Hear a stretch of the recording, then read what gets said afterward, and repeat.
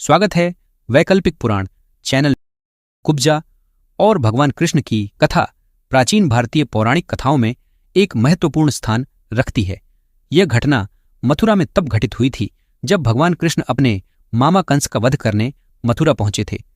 कुब्जा कंस की एक सेविका थी जिसकी रीढ़ की हड्डी में जन्मजात विकृति थी, जिसके कारण उसकी पीठ झुकी हुई थी। उसे अक्सर समाज में हेय दृष्टि से देखा जाता था और उसे जीवन में बहुत अपमान और पीड़ा का सामना करना पड़ा था। कुब्जा भगवान कृष्ण से तब मिली जब वे मथुरा में प्रवेश कर रहे थे। वह कंस के लिए सुगंधित चंदन ले जा रही थी।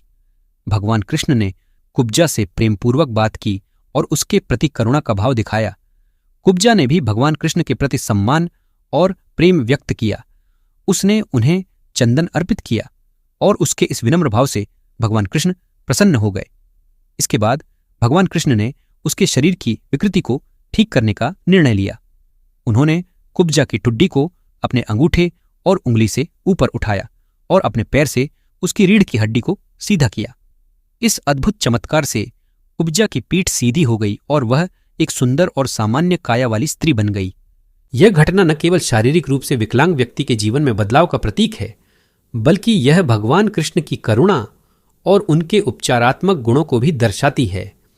इसे आज के संदर्भ में कायरोप्रैक्टिक उपचार के रूप में देखा जा सकता है, जहां रीढ़ की हड्डी की संरचना को ठीक करने के लिए चिकित्सा हेरफेर का उपयोग किया जाता है।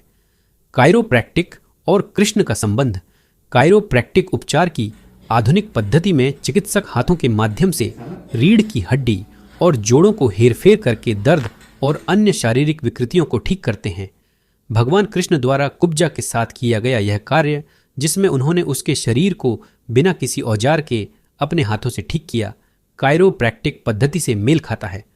हालांकि यह कहना कि कृष्ण कायरोप्रैक्टिक चिकित्सक थे एक अतिशयोक्ति हो सकती है, लेकिन यह घटना शारीरिक उपचार की एक प्राचीन विधा के रूप में अवश्य देखी जा सकती है। आध्यात्मिक और प्रतीकात्मक दृष्टिकोण। इस कथा का एक गहरा आध्यात्मिक और प्रतीकात्मक अर्थ भी है। कुब्जा का झुका हुआ शरीर उसके जीवन की परेशानियों और संघर्षों का प्रतीक था, और भगवान कृष्ण द्वारा उसे सीधा करना यह दर्शाता है कि जब व्यक्ति भगवान की शरण में आता है तो उसके जीवन की सभी परेशानियां समाप्त हो जाती हैं। यह घटना इस बात को भी प्रमाणित करती है कि भगवान अपने भक्तों की शारीरिक, मानसिक और आध्यात्मिक समस्याओं का समाधान करने में सक्षम हैं।